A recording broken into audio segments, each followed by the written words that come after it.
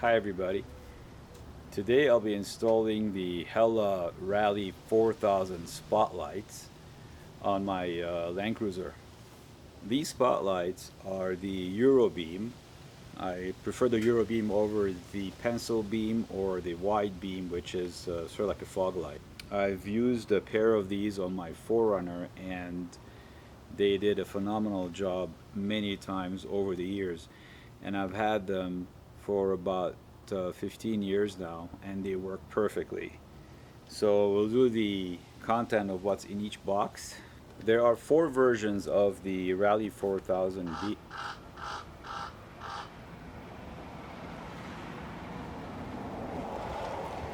There are 4 versions of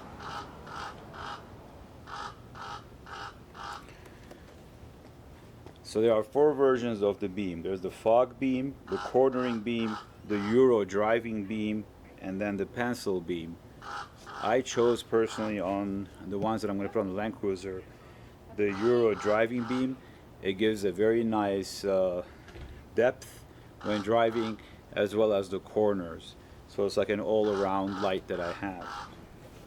So since these are made in Germany, I translated on Google. It comes up as 4000. 4000. 4000.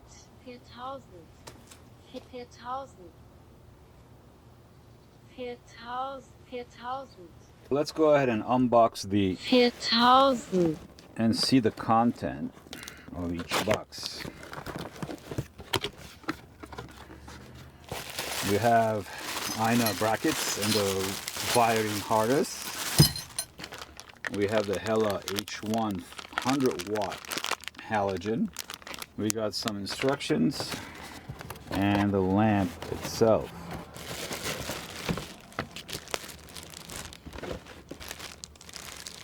We got the lamp. It's got steel backing, nice glass. It says Ein metal on it. We got the covers. Now the instructions say that these lights, you could use them depending on the country you're driving. Some laws differ, but I like to wire them with direct to the battery because I may need it without having my ignition on. So you could tell from different plans, each country might be different depending on the laws of your country. But here I'm just going to connect them directly to my 12 volts without going through the contact. For the RALLYE 4000, you gotta get the wiring harness kit. One piece Luminator. That's the part number. It's also made in Germany. It has a relay. The relay is also made in Germany with a 25 amp fuse already built in the relay. The reason why I like the H1 100-watt halogen light bulbs, because it came in handy, and I know that by using LEDs you'll consume less power, but with experience me driving in the snow, what happened a few times that the stock lights while driving in the snow were all muddy and the snow was getting stuck on the light, on the glass in the front, and I couldn't see much. These were on the 4Runner, and when we pulled over after a while, there was this tunnel from the heat being generated from the lamp. It created a tunnel where the snow was coming over it and it was melting the snow. So driving in the snow, these really came in handy. Each lamp comes with a kit.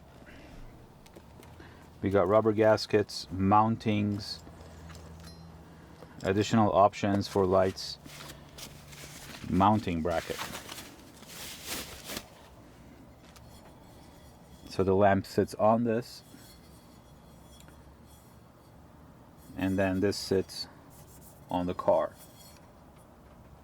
using these.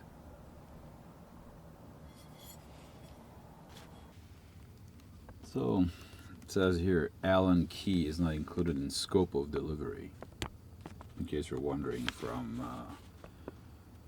Hella Huick company. Really? So how much does an Allen key cost? You buy stuff from IKEA, they give you 5 Allen keys. But then again, try to put a cabinet together with instructions. The Swedish instructions versus German instructions. I will be using my trusted, slightly corroded 4mm Allen to remove the faceplate.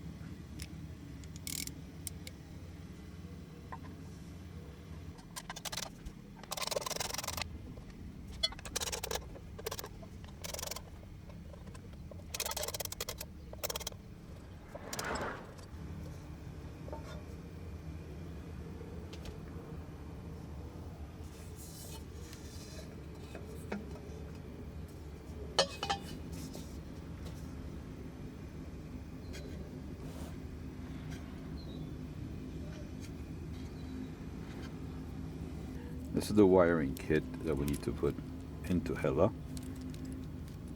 First thing I want to do is I want to install the lamp.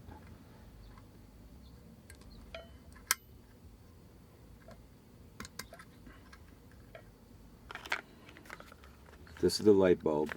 It's a halogen bulb, so no matter what you do not touch the bulb with your fingers. The bulb can only go one direction.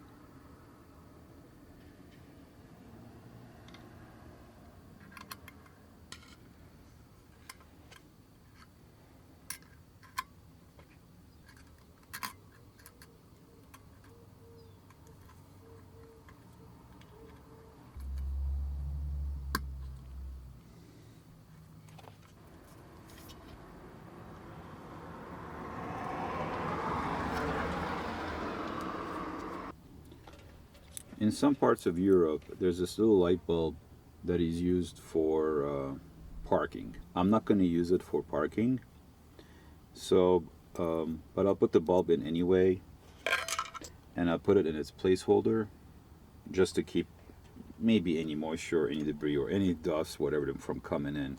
So the next thing we're going to do is I'm going to run these wires through the cover.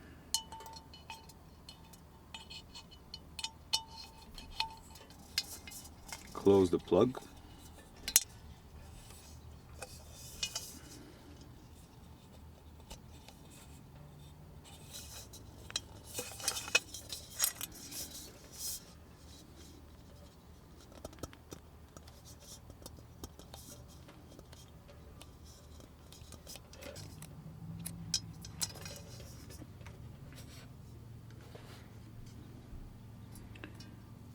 The blue one is for the light bulb, positive.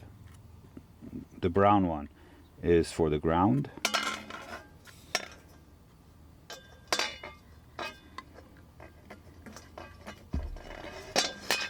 And I'm going to go ahead and plug this in too, just for kicks.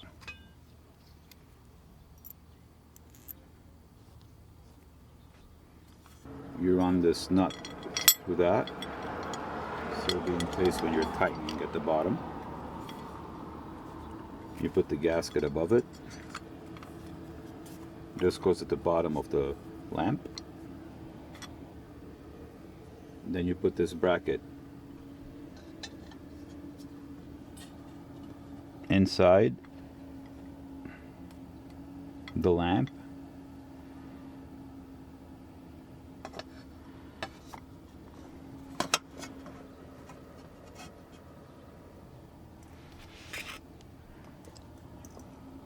And these knobs are going to be used to adjust the lamp. I'm just going to put them as placeholders for now.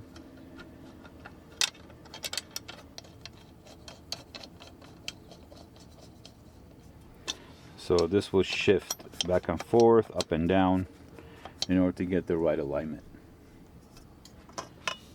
Then you put the lamp back. Make sure top is top, so you get the correct beam patterns.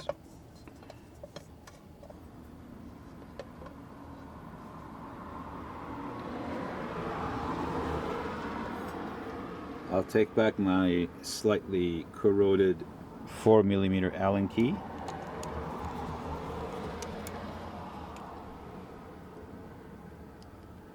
And put these back on.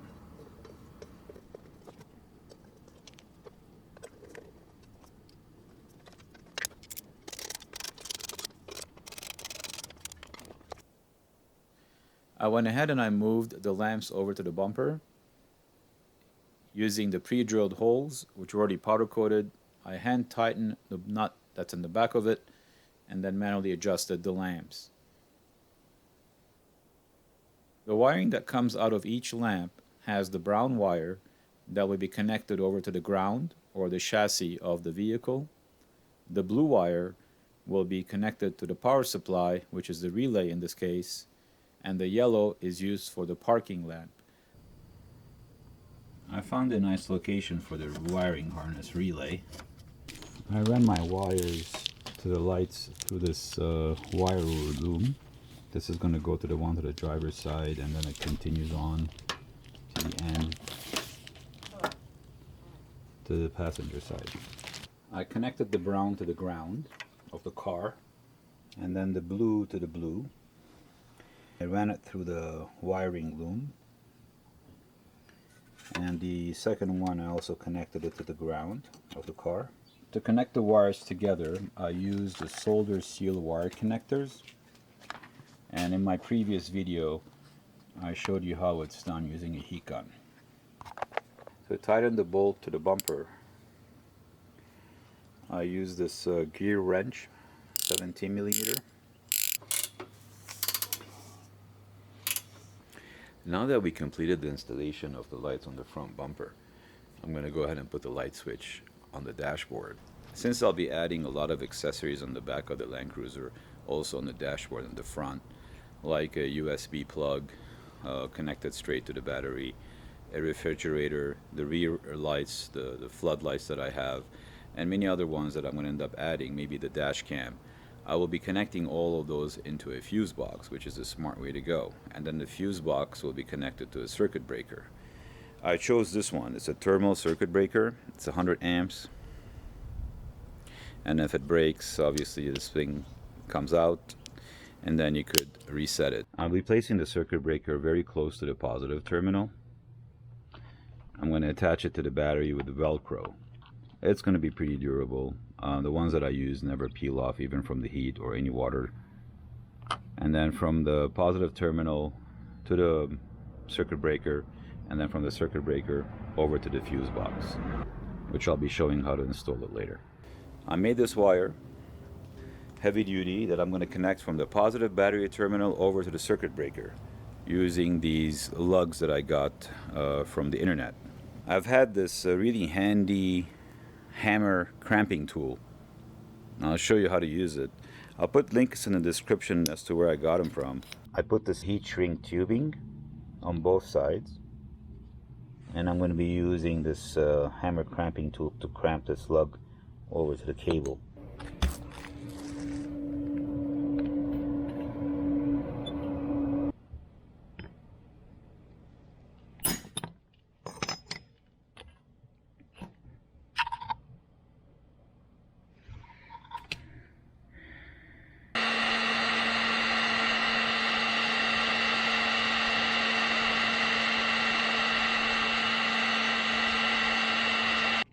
I'll use this wire loom for some extra protection, even though this is very nicely insulated.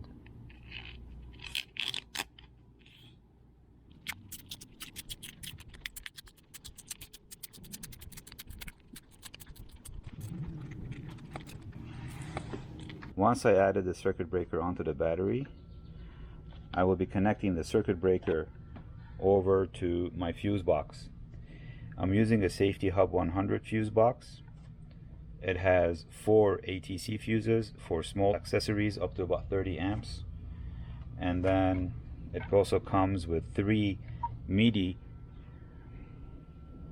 or AMI fuses by Blue Sea, which could go up to 150, maybe even higher, for any high amps like a winch. My winch is connected now over to the lower left hand side, using a MIDI fuse, about 100 amps MIDI fuse. And the whole fuse box is connected over to this circuit breaker, which is then connected to the positive battery terminal. My winch came with this switch to disable and enable the connectivity over to the winch. I'd rather not use this in case you forget it on and have an accident, and then once you have an accident, you have a live 12 volt going over to the winch and the chassis, you might have a fire problem. And never ever connect your winch directly to the positive terminal. You do not want to do that. You have to have either one of those or a fuse box. This way, in case there's an accident, that 12 volt cable that's going over to the winch will cause a fire hazard. I will now connect the circuit breaker over to the 12 volt terminal, connect the cable that I did that's going from the circuit breaker over to the fuse box. We'll do this first.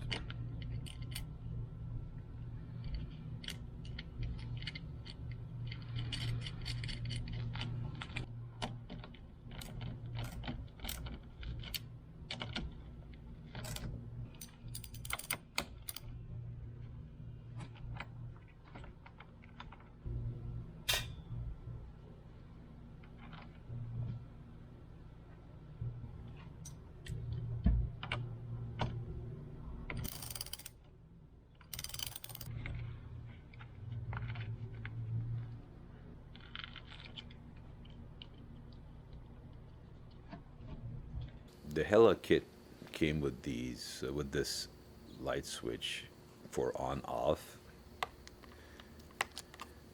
but I didn't want to drill a hole in the dashboard, so I bought these custom switches from CH4x4.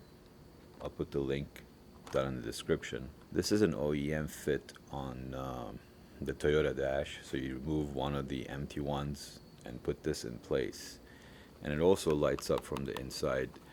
This switch doesn't light up, so if it's on off you can't really tell. I'm going to be finding a source from the power of the light. When I turn it on, the LED inside this switch will come online. I took out the cover using these panel removers, and apparently there's a few options that comes from the factory. By testing with a 12 volt, let's see which one has a hot that's connected to the light switch on the dashboard. To do that, I'll test it with a voltmeter. I'll turn on the light. I'll connect one of them to any one of the terminals and then the other to the ground. Nothing here. Here I have live connectivity. Seems like it's the green one. To confirm, I turn off the light, connect the ground again. My display shows 0. So this green one here on the top left corner, this one here will be the one that we're going to piggyback off. This is the plug that came out of the switch. The red one will be connected to the dash lights. Every time I turn on the dash light, the little LED inside the switch lights up. We'll remove the electric tape.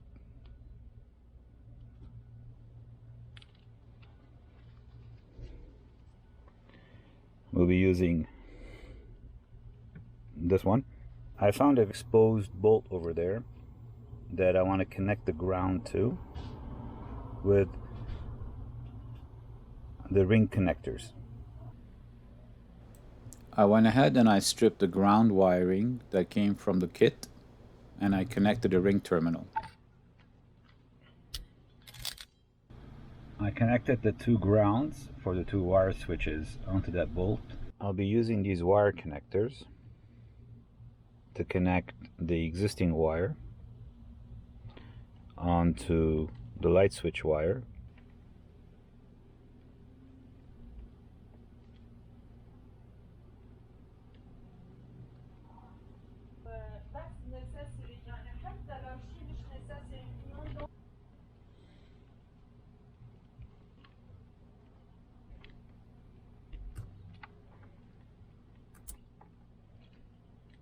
This is coming from the relay, and this red one here will be the one enabling the relay. I got the buttons installed. They came out very nice. When you turn on the light, the bottom part of the LED comes on, and when you press the button, you get the rear lights come on and the front. So it's sort of like it's as if it's from the factory. It came out nice. When I turn on the lights of the dash, the back lights come on, and when I press the button, the spotlight comes on.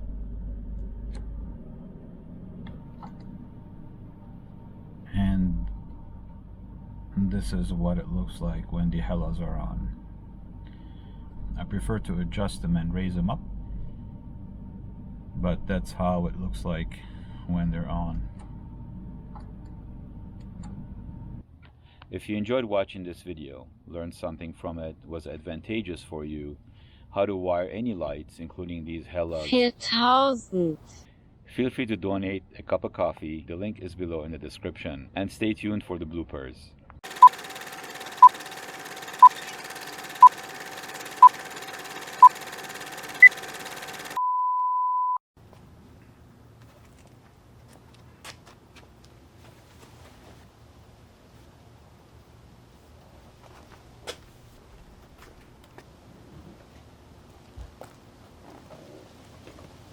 It gives you a better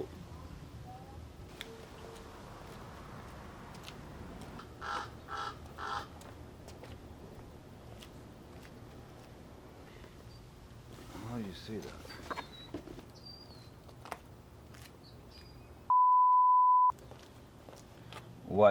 What happened was what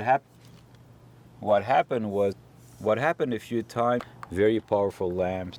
Very powerful lamps. So each lamp comes with a set, with a kit. Each lamp comes with a kit. I already had a set of HELLA. This is called a parking light. Use it as a parking light. Use it as a parking light here. However, I'm not going to use it as a parking light here, but I will put a lamp.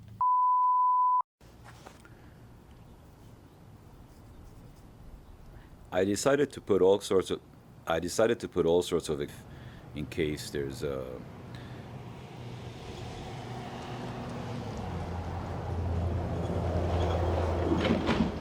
so I wanted to put I got this one. No. I decided to add all sorts of accessories in the back of the Landcruiser. I got this very nice wire, very nice clean. No! Why you did this? Why? They came out very nice. I'll put the ground somewhere on the ground. I'll put the ground somewhere on the chassis. Life is a sum of personal experiences. Of course, watching this video and and stay tuned for the bloopers as always, because nothing is working.